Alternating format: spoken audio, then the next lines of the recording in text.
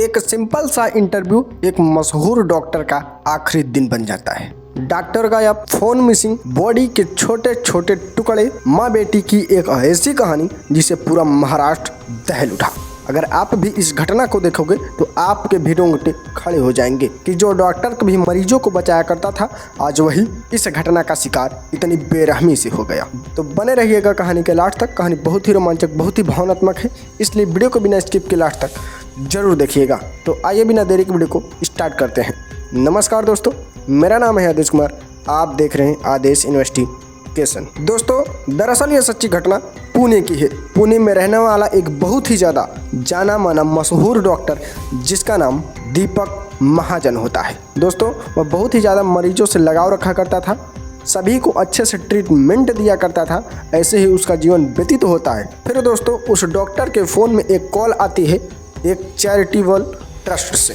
उस ट्रस्ट से फ़ोन किया जाता है और वहाँ से उस डॉक्टर को कहा जाता है, सर आप जल्दी से आ जाइए क्योंकि यहाँ गरीब मरीजों को आपकी बहुत ही ज़्यादा ज़रूरत है। यह सब सुनते ही जो डॉक्टर दीपक महाजन होते हैं वह दोस्तों कुछ भी बिना सोचे उस चैरिटी ट्रस्ट की तरफ चले जाते हैं। वहाँ पहुँचने के बाद उनके साथ कुछ ऐसा होता है जिसे सुनकर सभी के रोंगटे खड़े हो गए। दोस्तों, वह जो दीपक नाम का डॉक्टर था, उस फ़ोन कॉल के लोकेशन पर जब पहुंचता है, पहुंचने के बाद कुछ टाइम बाद दोस्तों समय धीरे धीरे गुजरने लगता है। अब धीरे धीरे शाम का वक्त हो जाता है। शाम को तकरीबन 9 बज चुके थे।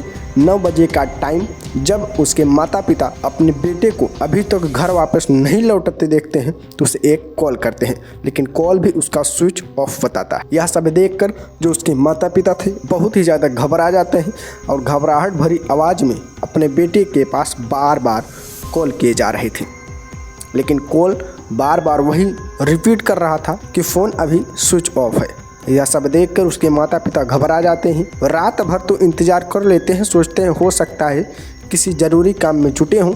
इसकी वजह से जो उसके माता पिता थे रात भर कुछ नहीं करते हैं, चुपचाप सो जाते हैं। फिर सुबह उसके पिता के पास एक कॉल जाती है और उस कॉल में साफ साफ बोला जाता है कि अगर आप अपने बेटे को सही सलामत पाना चाहते हो तो 25 लाख रुपए तैयार रखो, लेकिन अगर पुलिस को बताने की कोशिश की तो मैं इसके टुकड़े टुकड़े कर दूंगा। यह सब सुनते ही जो उसके पिता थे बहुत ही ज़्यादा घबरा जाते हैं और घबराहट भरी आवाज़ में पूछते हैं कि तुम कौन हो और कहाँ से बोलते हो। फिर उधर से आवाज़ आती है कि तुम पैसे तैयार रखो, थोड़ी देर बाद तुम्हें लोकेशन बताती जाएगी। यह सब सुनकर जो उसके पिता होते हैं वह पास के ही पुलिस स्टेशन में जाते हैं और वहाँ मिसिंग की रिपोर्ट दर्ज करा दी जाती है। जब उसके पिता ने पास के पुलिस स्टेशन में रिपोर्ट दर्ज करा दी, फिर जब उसके पिता घर पर वापस आते हैं तो फिर वही बंदा उसे कॉल करता है कि नहीं माना तो पुलिस स्टेशन में आखिर रिपोर्ट दर्ज ही करा दी, तो अब ले तो भोग। फिर दोस्तों कुछ ही घंटों बाद पास के ही एक नाले के पास उसके बेटे का शव बरामद होता है। जब उसके माता पिता को यह बात पता चलती है कि पास के ही नाले के पास एक शव पड़ा हुआ है, जब वहाँ पर उसके माता पिता जाते हैं तो उनके रोंगटे खड़े हो जाते हैं, क्योंकि उस डेड बॉडी की लाश के हाथ पैर कटे होते हैं, सिर्फ सर बचा होता है। यह सब देखकर जो उसकी माता होती है वहीं पर बेहोश हो जाती है और जो उसके पिता होते हैं छाती पीट पीट कर वहीं चीखने और चिल्लाने लगते हैं। उसके बाद जितने भी आसपास पड़ोस के लोग होते हैं सभी इकट्ठा हो जाते हैं और इकट्ठा होने के बाद कुछ उसी में से लोग पास के ही पुलिस स्टेशन में कॉल करते हैं और वहां से फ़ौरन कुछ पुलिस वाले उस घटना स्थल पर पहुंच जाते हैं। फिर उसके माता पिता को संभाला जाता है, उनसे पूछा जाता है कि यह सब कौन कर सकता है, तुम्हें किस पर शंका है। तो फिर जो उसके पिता होते हैं कि साहब हमको इसके बारे में ज़्यादा कुछ नहीं पता है, लेकिन आए दिन उनके हॉस्पिटल में एक नर्स है उससे अनबन हुआ करती थी। यह सब सुनकर जो पुलिस होती है वह भी शंके के दायरे में उसी नर्स को ले लेती है। पूरी तहरीर लेने के बाद उस डेड बॉडी को पोस्टमार्टम के लिए भेज दिया जाता है। पोस्टमार्टम रिपोर्ट जब सुबह आती है तो उसमें साफ साफ दिखाई देता है कि पहले इस आदमी को कुछ नशीली दवाइयाँ दी गई, कुछ नशीले इंजेक्शन लगाए गए, जिसके बाद यह बेहोशी की हालत में हो गया। फिर इसके साथ इतनी दरिंदगी भरी घटना को अंजाम दे दिया गया।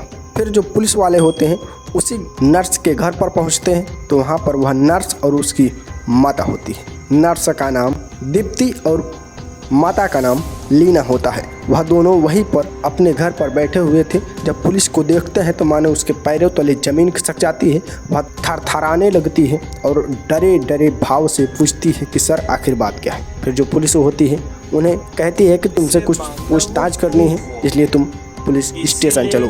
फिर वह लोग डरे डरे पुलिस स्टेशन पर पहुंचते हैं। पुण्यातील बहुचर्चित डॉक्टर दीपक महाजन हत्याकांड प्रकरणात जन्मठेप झालेल्या लीना अनिल देवस्थळी तुरुंगातून सुटका करण्यात आली। पूछा जाता है कि तुमने किसी का मर्डर किया है। यह सब सुनते ही जो दीप्ति होती है वह सहम जाती है और जो उसकी माता होती है नज़रें छुपाने लगती है। लेकिन पुलिस जो थी वह उनसे यही बार बार सवाल किए जा रही थी कि क्या तुमने मर्डर किया है। तो यह दोनों पहले तो कुछ नहीं बताते हैं, लेकिन जब महिला कांस्टेबल इनसे सख्ती से पूछताछ करती है तो यह पूरा का पूरा सच उगल देती है। फिर यह जो बताती हैं उसे सुनकर पूरा पुलिस स्टेशन सहम गया। वह बताती है कि हाँ, हम दोनों ही माँ बेटी ने उसका मर्डर किया और मारने के बाद उसे उसके बॉडी के कई टुकड़े किए और उन टुकड़ों को कई जगहों पर फेंक दिया था। हमें तो लगा था यह किसी को पता ही नहीं चलेगा, लेकिन हमें यह नहीं पता था कि हम एक दिन पकड़े जाएंगे। फिर जो पुलिस होती है वह साफ साफ शब्दों में पूछती है कि आखिर तुमने इस डॉक्टर को मारा क्यों। फिर जो उसकी माता लीना होती है वह कहती है कि वह डॉक्टर मेरे बेटी दीप्ति के साथ आए दिन हरकतें किया करता था और जो मेरी बेटी थी वह भी इसका कोई विरोध नहीं करती थी।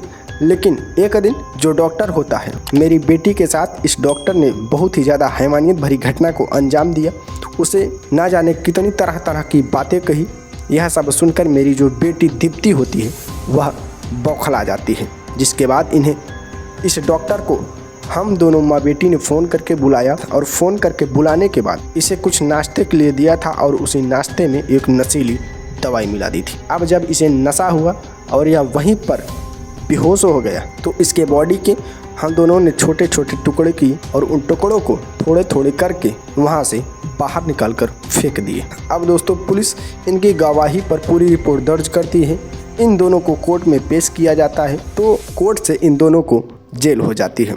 लेकिन मार्च 2025 में इसकी माता जो लीना होती है वह रिहा हो जाती है। अब इसकी रिहाई की बात पूरे सोशल मीडिया पूरे प्लेटफॉर्म पर फिर से छा जाती है कि अपने ही बेटी के चलतन एक मशहूर डॉक्टर को मौत के घाट उतार दिया। अब दोस्तों आपकी क्या राय है, आप कमेंट करके ज़रूर बताइएगा। यही थी आज की सच्ची घटना। इस घटना को सुनाने का मेरा मकसद किसी की भावनाओं को ठेस पहुँचाना या फिर किसी को डराना धमकाना नहीं, बस आपको सचेत और जागरूक करना मेरा पहला परम कर्तव्य है। तो मिलते हैं फिर से नई और क्राइम इन्वेस्टिगेशन स्टोरी के साथ। तब तक के लिए जय हिंद, वंदे मातरम।